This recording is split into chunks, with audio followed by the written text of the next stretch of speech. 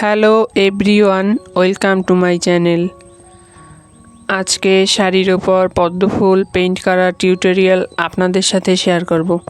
ভিডিওটি ভালো লাগলে অবশ্যই লাইক কমেন্ট শেয়ার করবেন ও চ্যানেলটি সাবস্ক্রাইব করে পাশে থাকবেন। শাড়িটির আঁচলের কাজ আপনাদের সাথে শেয়ার করব এবং কুচির পার্টের কাজ শেয়ার করছি না। আশা করি আপনারা বুঝতে পারছেন। এখানে আমি শাড়ির উপর ড্রয়িং করে ফ্রেমে আটকে নিয়েছি। তারপর ফুলের উপর আমরা সাদা রং দিয়ে বেজ দিয়ে নিচ্ছি।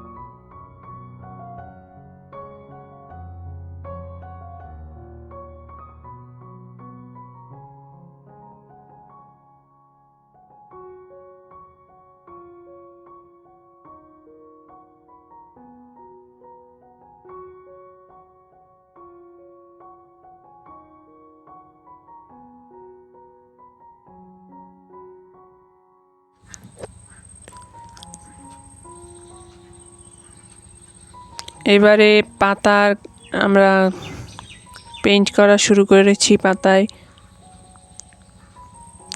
এখানে আমি দুইটি শেডে পাতারটির কাজ শুরু করেছি। একটি হচ্ছে গাঢ় রঙের সবুজ ও একটি হচ্ছে একটু হালকা রঙের সবুজ।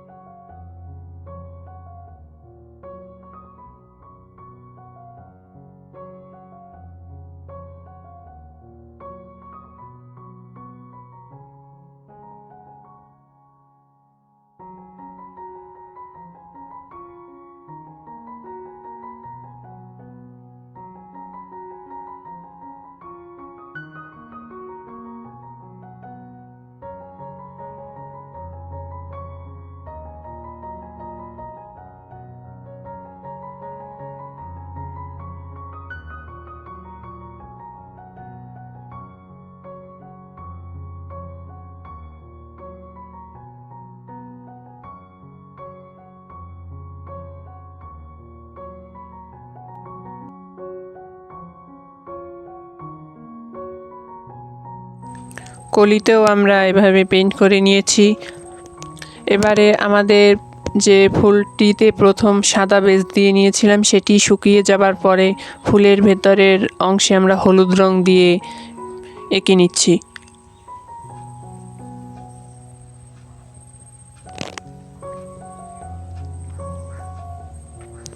হলুদ রংটি দেওয়ার পরে আমরা এর ভেতরে হালকা একটু কমলা রং দিয়ে দিব।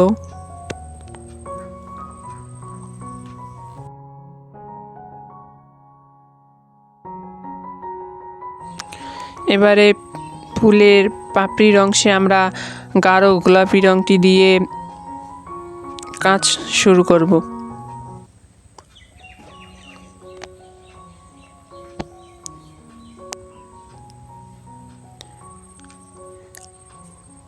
এভাবে করে ফুলের প্রত্যেকটা পাপড়িতে আপনারা কাজ করে নেবেন।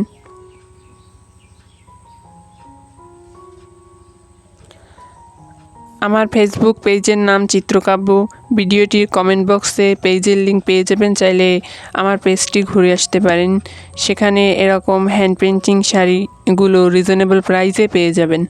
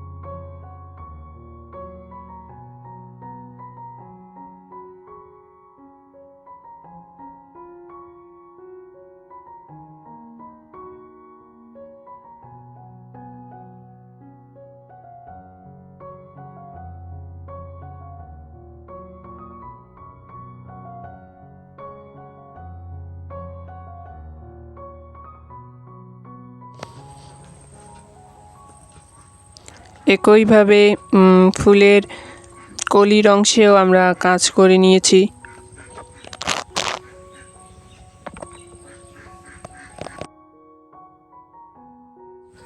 এবারে আমরা ফুলের ডাটের অংশের কাজ শুরু করব। এখানে আমি গাঢ় রঙের সবুজ দিয়ে ডাটগুলো দিয়ে নিচ্ছি।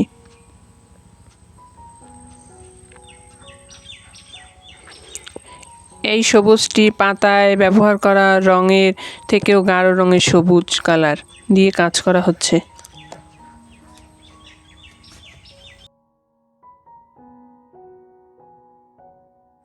পাতার চারপাশেও আমরা এই গাঢ় রঙের সবুজটি দিয়ে একটা লাইন টেনে দিচ্ছি, যাতে পাতার অংশটি স্পষ্টভাবে বোঝা যায়।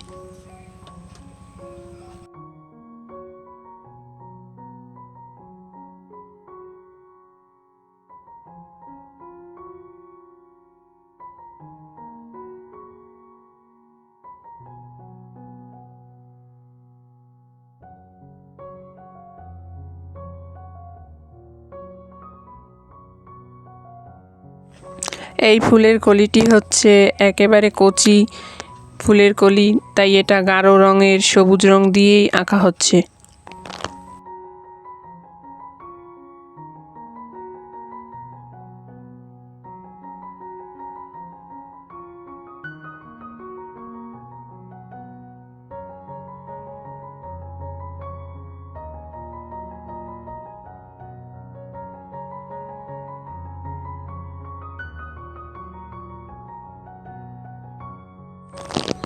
তারপরে আমরা ফুলের ভেতরের অংশে কমলা রং দিয়ে ফোঁটা দিয়ে নিব।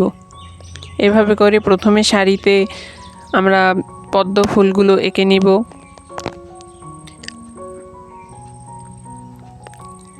ফুলগুলো শুকিয়ে যাবার পরে তারপরে আমরা ওয়াশের কাজ শুরু করব। ওয়াশের জন্য আমরা ডিজাইনের চারপাশে নর্মাল পানি দিয়ে ভিজিয়ে নিব।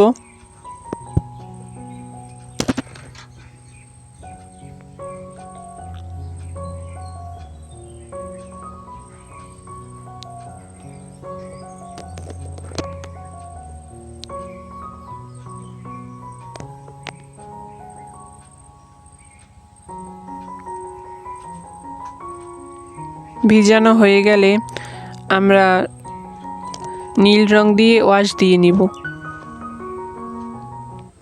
ওয়াশটা খুব সাবধানে দিবেন, যাতে ফুলের ওপরের অংশে রং চলে না আসে।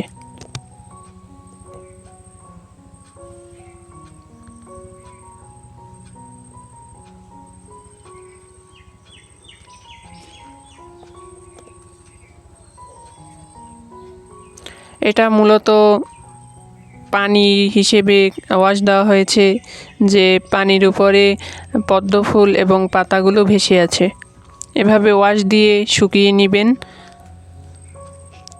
তারপরে এই ওয়াশের উপরে আমরা হালকা করে সাদা রং দিয়ে একটু একটু দাগ দিয়ে নিব যাতে বোঝা যায় যে পানির ঢেউ।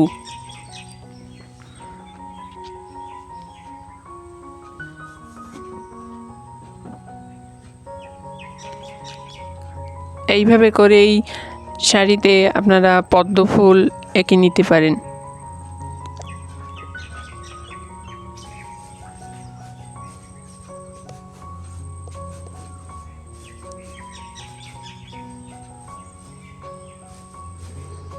যে হয়ে গেছে আমাদের আঁকা, এই হচ্ছে ফাইনাল লুক। দেখুন কেমন লাগছে শাড়িটি, অবশ্যই কমেন্ট করে জানাবেন। আর কোনো কিছু যদি না বুঝেন সেক্ষেত্রে অবশ্যই কমেন্ট করে আমাকে জানাবেন, আমি আপনাদেরকে উত্তর দেওয়ার চেষ্টা করব। ধন্যবাদ।